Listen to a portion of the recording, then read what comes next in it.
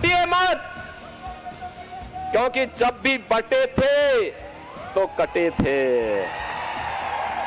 एक है तो नेक है, एक है तो सेफ है। अगर हिंदू और मुसलमान को तुम लड़ाओगे, हिंदू और मुसलमानों को नफरत कराओगे, तो क्या यह मुल्क को कमजोर करने के बराबर नहीं है? 9:45 कैंपेनिंग का टाइम 10 बजे, अभी 15 मिनट बाकी है।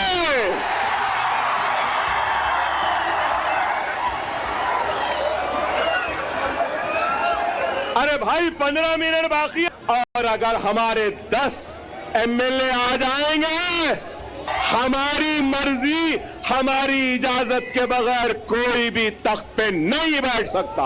बीजेपी ने क्या दिया है महाराष्ट्र के लिए? अब मोदी जी आकर बोलेंगे मैं यूसीसी लगा दूंगा महाराष्ट्र में।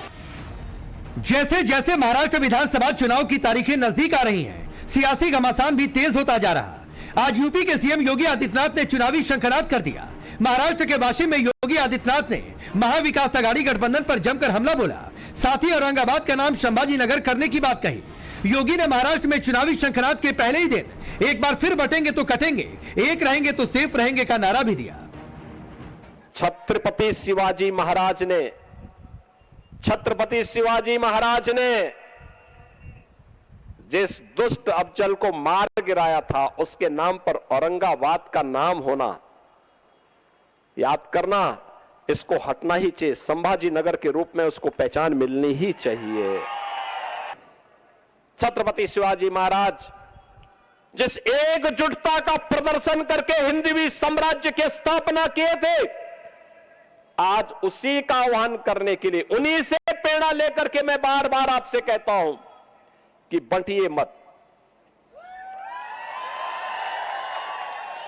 उन्हीं से प्रेरणा ग्रहण करके मैं आपसे कहता हूं बंटिए मत, क्योंकि जब भी बटे थे तो कटे थे।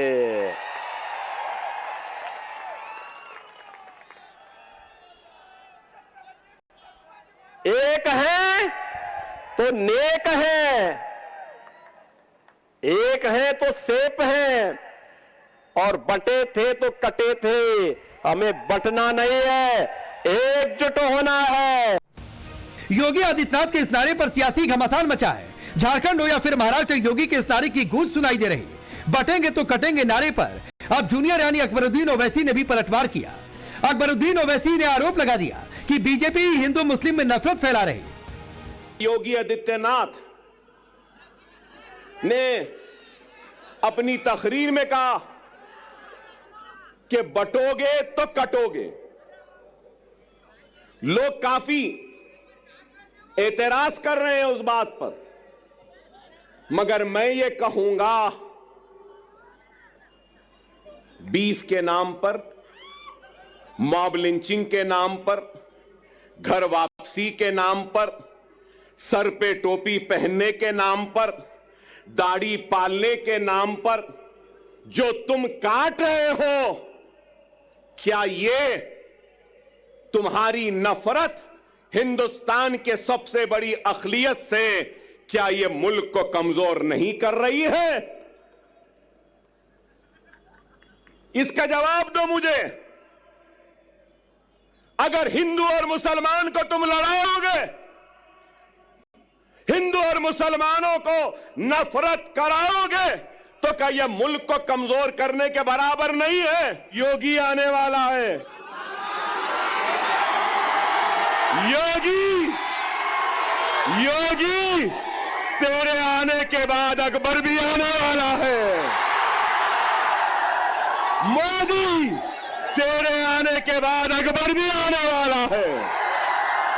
हम जवाब देंगे, जिंदगी गुजर गई चाय बनाने में, लेकिन चाय क्या होती है, कैसी बनती है? चाय चाय चाय की पत्ती, चाय की केतली, चाय का पानी, चाय का चूल्हा, चाय चाय चाय। हम बोलेंगे 20 तारीख को पतंग पतंग पतंग रहेगी। योगी हिंदुओं को एकजुटता का संदेश दे रहे तो खुद मुसलमानों का सबसे बड़ा झंडा बरदार समझने वाले असदुद्दीन ओवैसी और छोटे भाई अकबरुद्दीन ओवैसी मुस्लिम वोट पाने के लिए भड़काऊ तकरीर का सहारा ले रहे। महाराष्ट्र के औरंगाबाद में अकबरुद्दीन ओवैसी ने एक बार फिर अपनी 15 मिनट वाली भड़काऊ तकरीर की। 9:45 कैंपेनिंग का टाइम 10 बजे, अभी 15 मिनट बाकी है।